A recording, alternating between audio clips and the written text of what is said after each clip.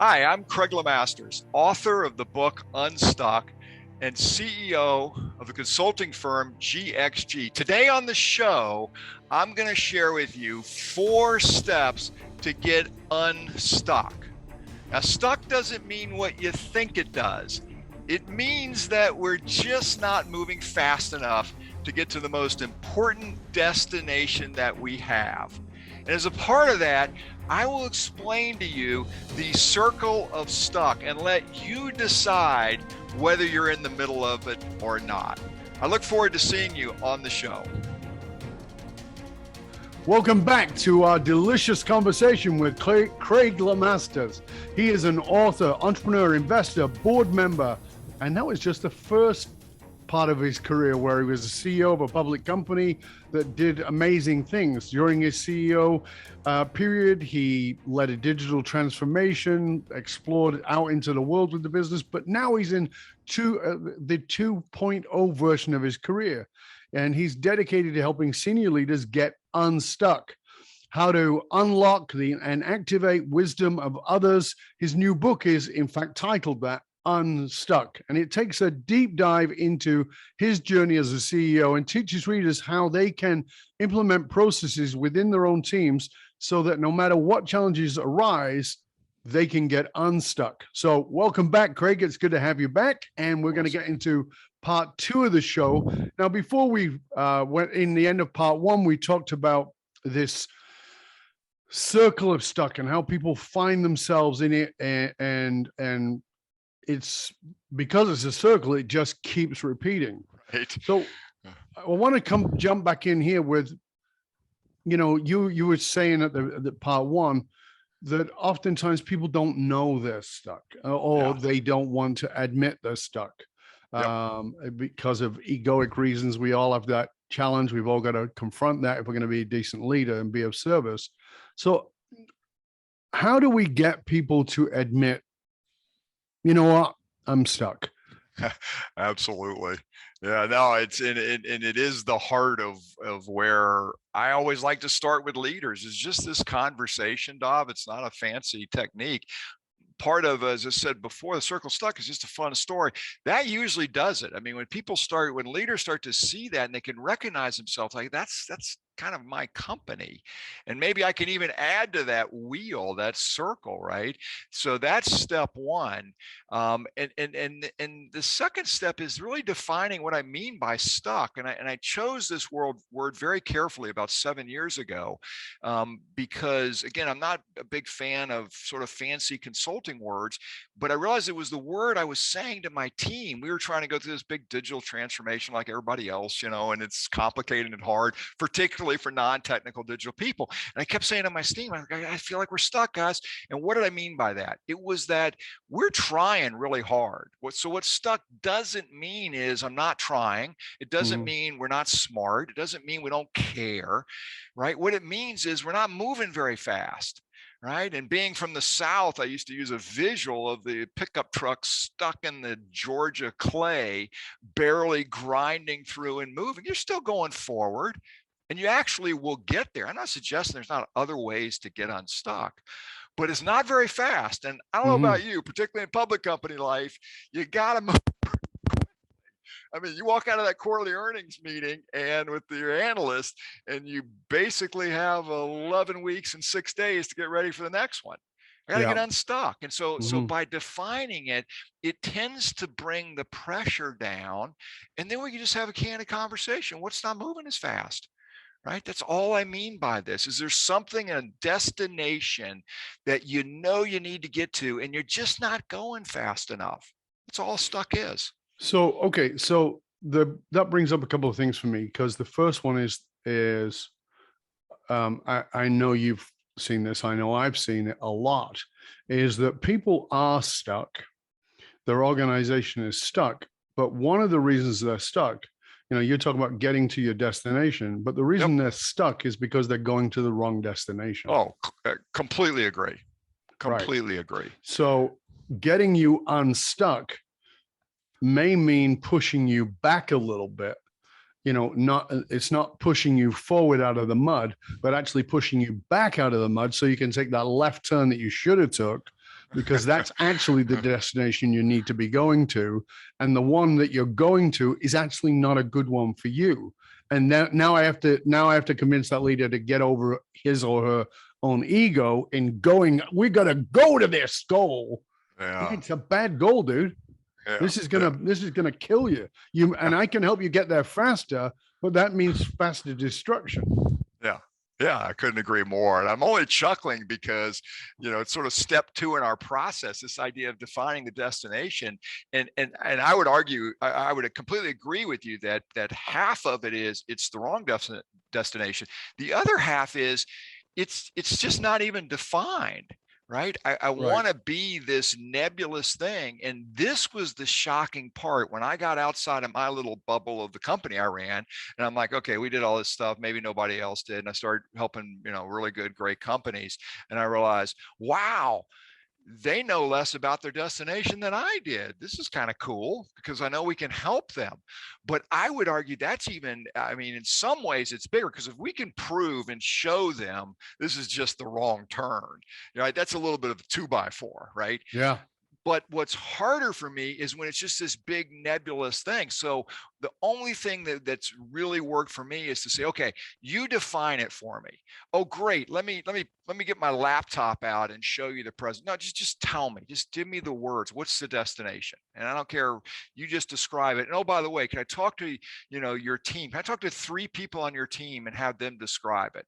Well, guess what happens? If we do it individually or group, you get 4 different answers. And I'm talking the best companies in the world, 4 different answers. Pretty crazy. Well, it's not that hard to fix, but the other thing I love about that, Dov, is that it does help drive a new level of humility. If the humility isn't there, and I can show the leader of a really big company that yours is pretty wishy-washy. And again, I tell them up front, I'm unbiased. I'm not here looking for a job. Hire us if you want to. It doesn't really matter to me. It's not the best marketing approach. I don't recommend it, but I can do that. Sure. And I really tell them that because I just want to be unbiased and just tell you whether the destination makes sense. And then, by the way, here's what your 3 senior leaders think the destination is. Well, if that doesn't drive some humility, then to tell you the truth, we just move on. I can't help you. I'm the same, because sometimes it's like, well, they don't get to decide the destiny. No, you're absolutely right. They don't get to decide the destination you're going to. However, let me ask you, how do you think they came up with it? And the answer is, well, I don't know. Well, let me tell you, because I'm communications master. I can tell you. And they go, how? You told them. You've actually told them 4 different destinations, and they hooked into one, and now you've got 4 different destinations. Bingo. And so you're pulling against each other instead of pulling in a single direction. Yeah. So let's talk now about the more sort of practicality of this, because you've set up this way of doing this that brings, and elicits the wisdom in the room. Can you walk us through your structure? Because I think that's really quite fascinating. Yeah, and again, this is really simple. I don't like to oversell it, Dov, and because I will tell you, this whole thing is based on what I believe is a throwback in history to the beginning of documented education, which is we were supposed to learn really hard topics from the wisest of people. Mm-hmm. And whether you study secular or biblical history, that is a fact. And I just believe we got away from that. Mm-hmm. And there's a whole bunch of reasons, I think, why, but let's skip that. But I think that's where so all I wanted to do was bring that back. And so our process is, number one, the humility thing we already talked about. You got to have the humility, or I'm not going to play ball, because none of this works. So I can tell you the good news is I've only had one CEO in 6 years of doing this, hundreds of opportunities, engagements, and only one that actually I had to walk away from, because once we had these conversations, that wasn't humble enough to do it. So that's pretty cool. And number 2, after we get some humility going, and to me, the litmus test there is we have to be able to say, I'm willing to listen to other people on this topic. Okay, number 2 is define the destination. We already talked about that. Lots of fun ways to get them there. You're a master at this, but it's so fun for me to see organizations light up when they're aligned and say, hey, we get what I call it A to B, just point A to point B. So we define the destination. Then the third thing is just a little bit of our secret sauce, I suppose, is I just put the destination in the middle. And then we draw an ecosystem. Everybody uses ecosystems for stuff now. I use it because I believe on a destination, there are usually 1, 2, or 3 bubbles, circles in that ecosystem of what I would call wisdom buckets or bubbles that are imperatives for us to get to the destination. Okay, so if I'm going to digitally transform the company, I'm just making it up here because I went through one of these. If I'm going to do that, then one of those wisdom bubbles is going to be digital marketing, just making it up, right? Sure. Pretty obvious. Okay, and then there's subsets of that or whatever. So we just go around and say, okay, what is it that has to be? Not even talking about whether you have it or not. It's a really important exercise because most companies don't do this. This gets back to core to new stuff. Because I can make this water bottle, I think I can make an iPhone, right? Pretty silly example, but we do it all the time. And so all I want to do is say, okay, you make water bottles. So to make the iPhone, what are the wisdom buckets that we need?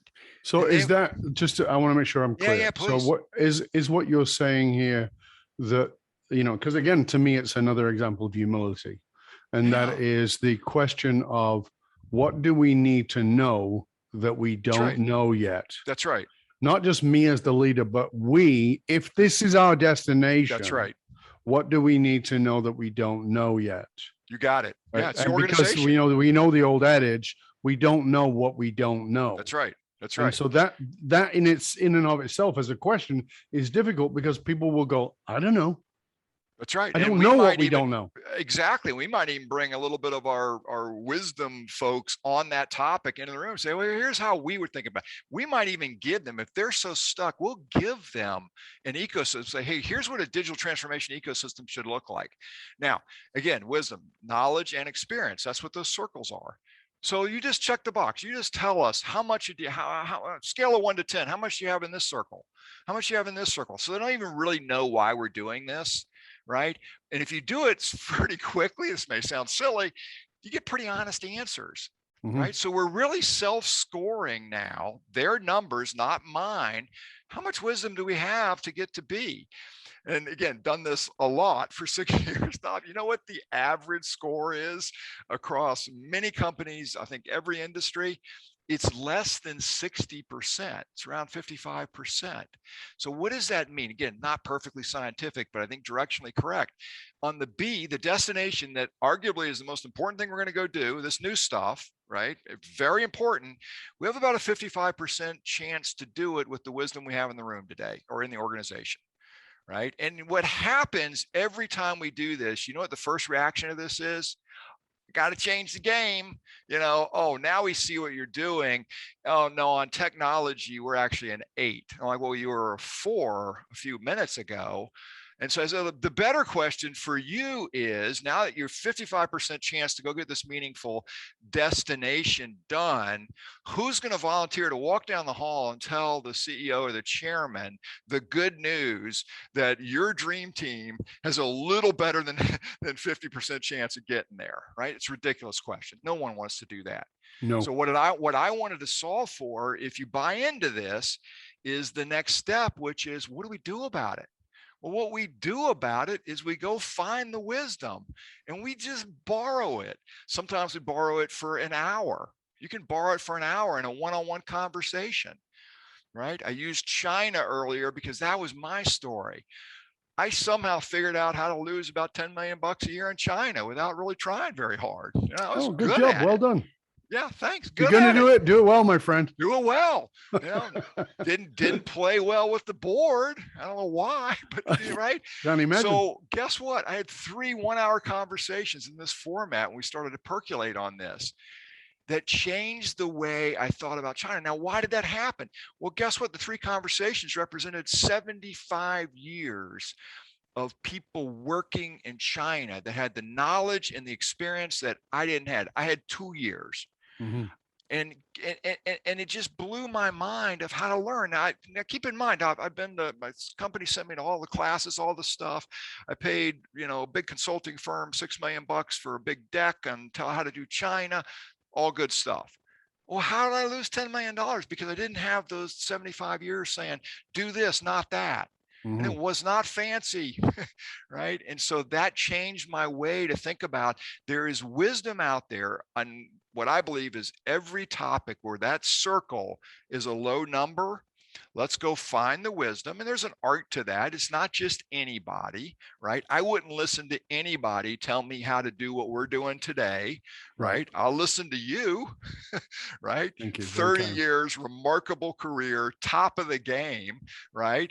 Not going to listen to everybody. Well, that's how our business model works, Right. right? And so you can imagine the power once we find that wisdom, and whether it's 1 hour or we do an advisory board sort of format, that we meet in a very different format. It only takes about 3 hours. We usually do a series of 3 meetings, and we solve in that format incredibly complex stuff. I'm talking about technology things, AI stuff, international expansion, culture. It doesn't matter. It's the right wisdom. So that's the fourth step. And then the fifth step that's really passionate about is take that wisdom then and synthesize it and pick a couple of things that you're actually going to go do. And then the whole culture of the organization starts to change, because guess what? Now we've circled back and say, I was humble enough to listen and it worked. So give me more of that. And the thing I get most excited about this body of work, and I do this because I love it, and I see the smile come back on leaders' face when they see this work, is we've never sold long stuff. I don't believe in it, don't believe in big contracts. If it works, then use it again. And quite frankly, I'll teach you how to do it yourself. And that's my passion, because this it's almost magical what happens in that room. Mm-hmm. And I know you've experienced in a lot of the work that you've done. You've seen this in action. We just brought order to this, right? Yep. I don't want to overblow, because it's not our wisdom, not my wisdom in the room.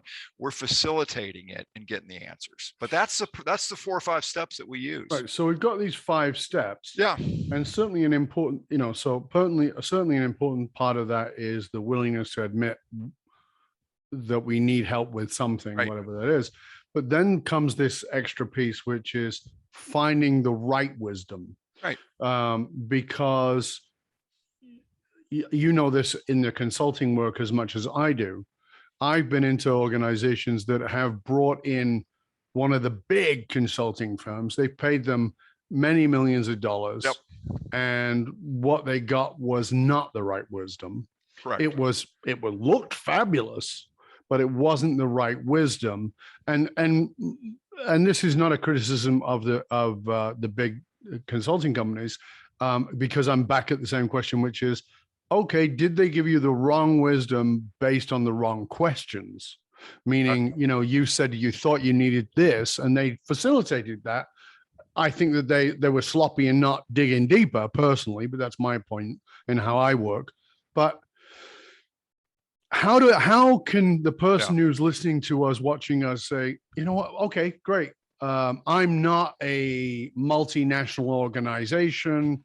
I'm a leader of an organization that is quite a bit smaller than that. How do I find the right wisdom? Oh, absolutely. Love this topic, because I think it's all around us, Dov. And let me go back to your consulting thing. Completely agree with you said. And I would argue the challenge with that business model is it's actually not wisdom. If I go back to my definition, I think it's both. It's knowledge and experience. I would argue it's the best knowledge on the planet. Smartest people, best schools. I mean, it is amazing knowledge and not a day of experience. Okay. And there's people with the opposite, right? I got lucky and hit a home run on a VC deal, and somehow I think I've got a bunch of knowledge. That's not, you got a little bit of experience. So you get the idea that what I'm looking for, and here's what I want people to do, and I don't care what size organization it is. It could be a sole proprietor.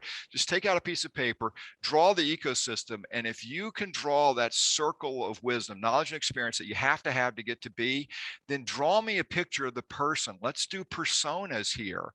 Okay. And just do a table. Okay. What knowledge does this persona, this person need to have? What experience do they need to have?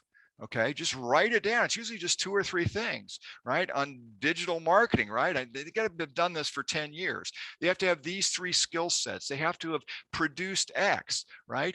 And now you've actually got a template to go find the person. Where do we find them? They're everywhere. They may be even in your network. Once you have the persona and you look around, it's like, wow, I know 3 of these people. Right. They're right here, right? I mean, that's the persona. You can go to a speaker agenda, right? People that speak at conferences don't do it for the money. Newsflash. It's not a big profit. They do it because they love to teach. And most of them have amazing knowledge and experience. That's why they're comfortable doing. Not all of them will go to those people. You know how many times we've been rejected for board seats when we go find people, we do the persona and we call somebody and say, hey, here's our wacky business model. Here's what we do. Would you be willing to come to spend these 3 hours to share your wisdom? About 99% of the people say, I can't wait to do that. Nobody ever asked me to share my wisdom and never asked me like that.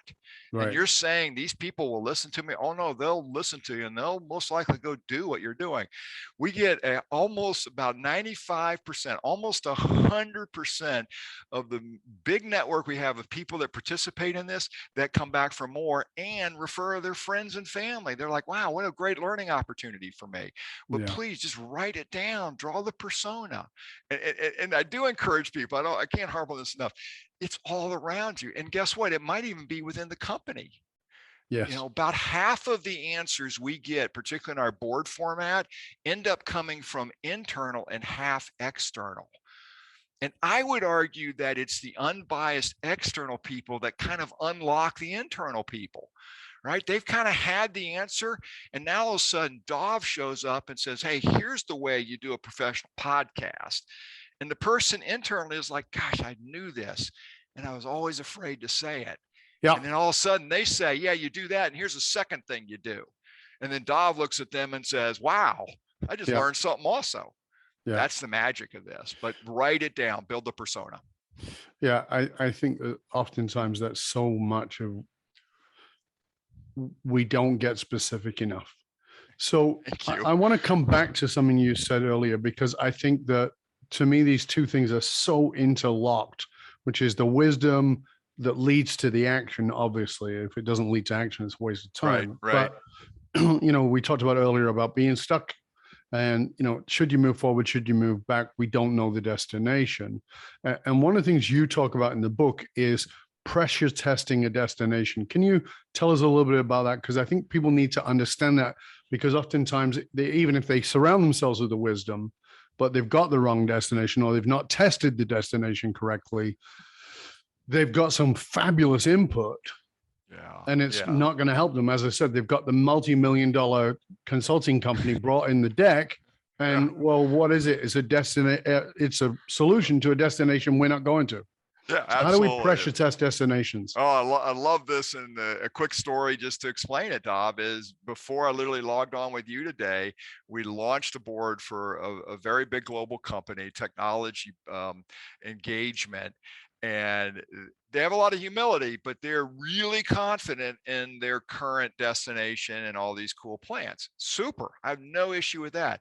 We have 5 externals, as we call them, that have agreed to do this. Now, of course, it was all virtual, so they're all on one screen. And our first conversation is always just simple pressure testing. They've read it, they've studied it, they've done the thing. And in about 20 minutes, I can see the people, our clients, slumping down in their chairs. And I know what's happening. They're going, oh boy, didn't think about that. And then the next person talks, oh, who is she? Well, she's a 30-year global Microsoft executive that's done what they're trying to do. And she just shot 2 massive holes in the middle. Very respectfully. Didn't embarrass anybody. Say, hey, you thought about this? And they're like, you see them slumping down, right? And I let the slump go because that's pressure testing. And then when we wrap up 2 hours later, it's like, okay, here's the good news. Our next session is going to be all about filling those holes back up with these new ideas. And everybody starts sitting back up in their chair. And then we wrap up, and I get a bunch of text messages a few minutes ago. So that was just an amazing couple of hours. We've spent X million of all this money, and this is true, just what you said, to get all this work.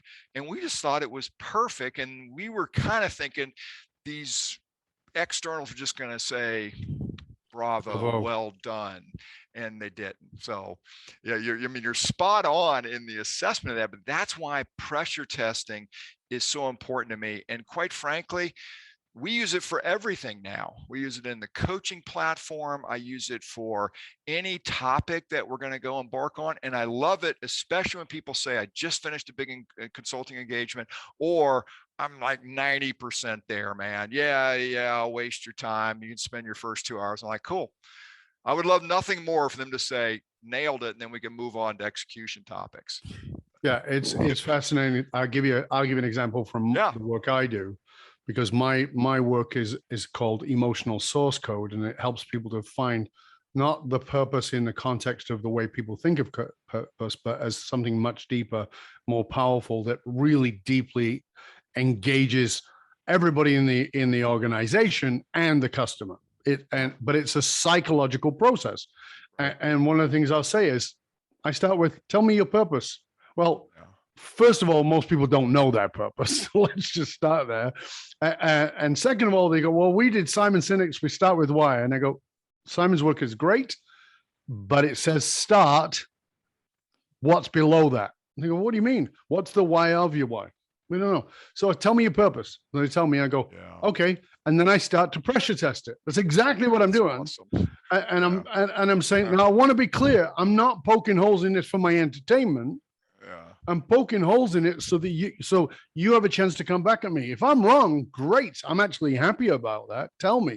Right. But the key is, do you want it to be rock solid, or do you want it to be something you write on the wall like Enron did?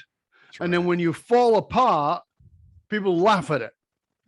Because if your purpose is not emotionally connected to the heart and soul of who you are as a leader, and who you are as an organization, and who you are to your customers, there's no bond. And if you don't have a bond, you're not lasting. You're not going to create a legacy. You're not going to do those things. And it's that pressure testing that I don't think most leaders have the courage to do. I think that's really cool that you are doing that and bringing that forward to people, so they can really, really understand that. Yeah, well, I appreciate that. And I love what you said in the individual one-on-one purpose stuff. I mean, I just have a simple philosophy that if it's important, we should be able to defend it relentlessly. Exactly. I mean, relentlessly. And most people won't challenge us on that. No. And if they do challenge us, it's in this whole biased environment, right? Well, let me get somebody from HR to come in and coach you on that. Maybe that's helpful, but it's not unbiased.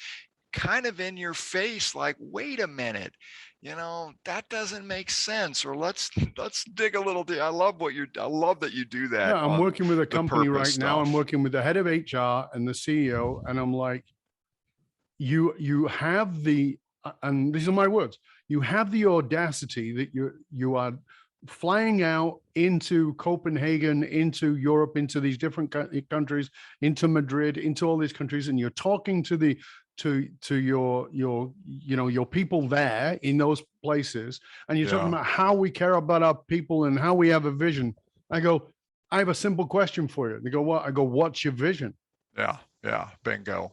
To give our people an extraordinary experience. Okay, what is that experience?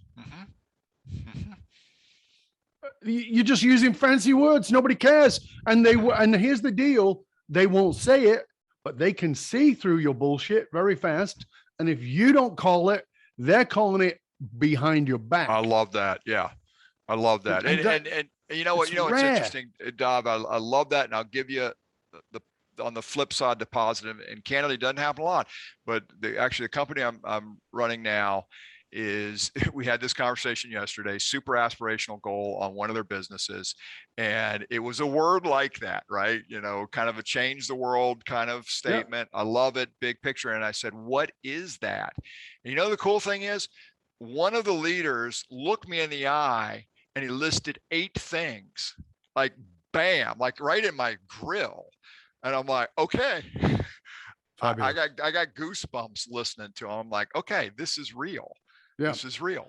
But I'm sure you get a lot of blank stares, right? It doesn't happen. I mean, that's it. Because if you're not willing to go there, and that's why I say to people, the work we do, it's not for everybody. Because I'm not here. I don't show up with a smoke machine to blow up your skirt. I'm here to serve you. And sometimes serving you is confronting you, because if you don't know what hill you're willing to die on, you're going to die out in the field, starving to death. Yeah. Right. Yeah. Just wandering around aimlessly like everybody else. Absolutely. Yeah, that's very cool.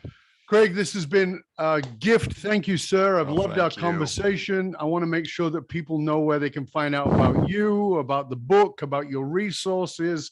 So again, if you wouldn't mind, please telling everybody where they can find out about you and all those things, and we'll make sure that all that gets posted. Yeah, absolutely. gxg.co or LinkedIn. Love to connect. We just share most of our content there. I want people to try this, use it. If I can help them, fine, but do it on your own because it works. So that's Fabulous. The place to find us. Yeah. Thank you so much, Dov. What a thank pleasure you, sir. to be with I hope you'll stay with us to the end. It was a pleasure and an honor having you with us. And thank you for the work that you're doing. And for you, dear listener, remember that you can hang out with other conscious leaders. You can chat about this episode or any past episode of our show. Just go to Facebook or LinkedIn and look for the Leadership and Loyalty groups. So Leadership and Loyalty podcast groups.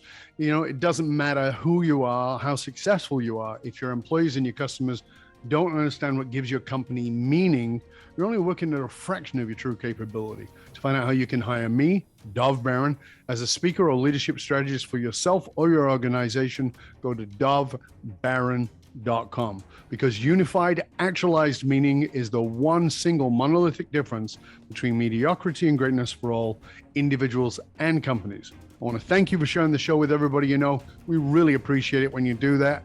And till next time, stay curious, my friend. Stay curious about where you might be stuck in that circle of stuck. And do you have the humility to embrace getting unstuck? Because it will take humility, it will take a clear destination, and it will take you to pressure test that destination by finding true wisdom to surround yourself with. I truly recommend that you go out, grab Unstuck, the book by Craig Lemasters, and walk through that methodology. I think it's going to make a big difference to you. I'm Dov Baron. I'm here to assist you tapping into your deepest meaning to reach that next level of clarity, focus, purpose, and profit in your business, your life, and your leadership impact. And I am out. Stay curious, my friends. Stay curious.